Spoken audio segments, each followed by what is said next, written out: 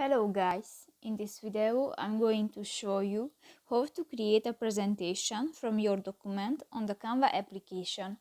But first of all, I just want to mention, please don't forget to subscribe to our channel, because at 100,000 subscribers we are going to show you our YouTube revenue statistics and growth strategy, how to make money online. So let's jump into it. First of all, open the application on your device.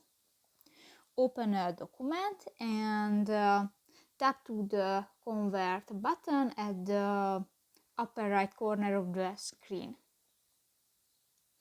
and tap to the get started option, and here you can find the different design and just select one and go to the create my presentation button.